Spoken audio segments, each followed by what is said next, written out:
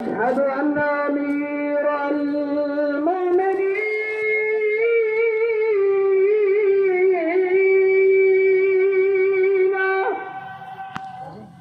وإمام المتقين علي. بسم اللہ الرحمن الرحیم۔ تمام اہل اسلام کو،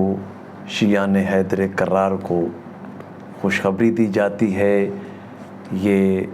پیغام دیا جاتا ہے، اطلاع کی جاتی ہے کہ اب مولا علی علیہ السلام کی ولایت کا اقرار امریکہ میں بھی اعلان ہو گیا ہے۔ وہاں نیو یارک کے میئر اور الخوئی سینٹر کے چیئرمین نے مل کے یہ خوشخبری ایک تقریب میں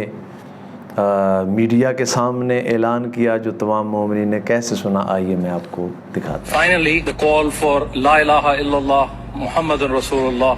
Aliyan Waliullah, and Hayya ala Khair al-Amal is going to echo on the streets of New York. جی آپ نے سنا، یہ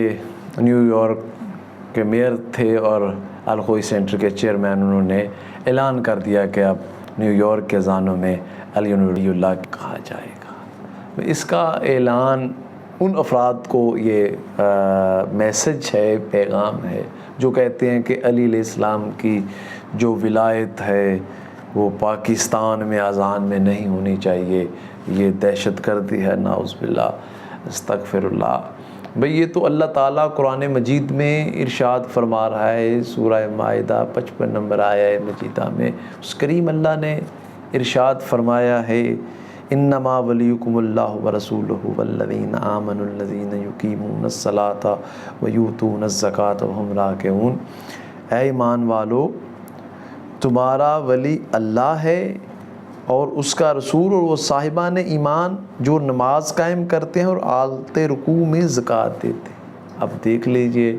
تمام مصالب کو مکاتب کی تفاسیر میں جو حالت رکوع میں زکوٰۃ دیتے ہیں وہ مولا علی علیہ السلام کا اسی آیہ مجیدہ کے متعلق بتایا گیا کہ وہ مولا علی علیہ السلام ہیں جو حالت رکوع میں زکوٰۃ دیتے ہیں۔ تو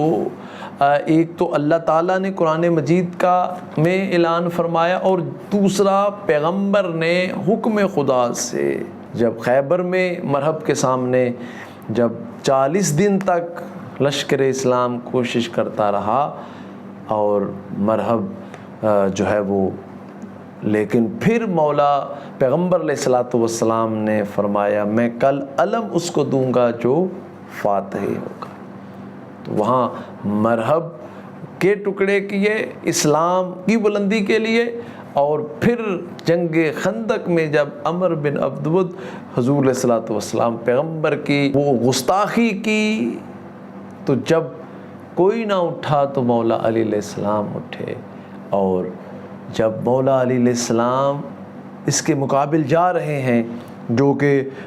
اسلام کو للکار رہا تھا، تو فرمایا کہ یہ علی نہیں بلکہ کل ایمان کل کفر کے مقابلے میں جا رہا ہے۔ جنگ احد میں جب سب چھوڑ کے یہ سب چھوڑ کے چلے گئے حضور علیہ الصلوۃ والسلام کو اکیلا، تو وہاں بھی مولا علی علیہ السلام نے دفاع کیا ہے پیغمبر علیہ الصلوۃ والسلام کا، پیغمبر کا دفاع کا، اسلام کا دفاع، آخری نبی صلی اللہ علیہ وآلہ وسلم کی نبوت کو بچانے کے لیے، تو وہ تلوار اللہ نے نازل کی۔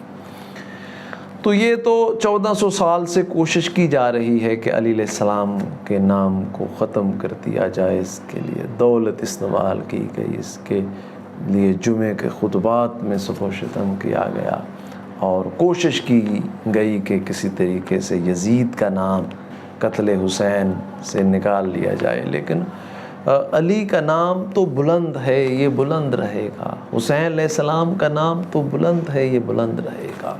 اور اب میں نے عرض کیا کہ کائنات کے کونے کونے میں سب کوشش کے باوجود بھی دبایا نہیں جا سکتا، جیسے کہ غیر مسلم ہیں وہ بھی وہاں آزادی حاصل ہے مذہبی ہر کسی کو، ہم مسلمان ہو کے پھر کفر کے فتوے بھی لگاتے ہیں، پھر ہم روکتے بھی ہیں، مذہبی مسل کی آزادی کی اجازت بھی نہیں ہے۔ قائد اعظم محمد علی جناح نے پاکستان کو بنایا پاکستان کے لیے کوشش کی ایک شیعہ نے، اور پھر جب پاکستان کو چلانے کے لیے ایک شیعہ نے اپنا بینک میں پیسہ خرچ کیا اور سارا سسٹم کیا، تو اب شیعہ کہیں جی یہ ہمارا پاکستان اور فلاں مسئلوں کو اس کے آزادی نہیں ہے۔ تمام کلمہ گو ہیں، ہر کسی کو مذہبی آزادی ہونی چاہیے، اور ہم سب کو اسلام کے جھنڈے کے نیچے اکٹھا ہونا چاہیے۔ خداوند عالم تمام عالم اسلام کی حفاظت فرمائے۔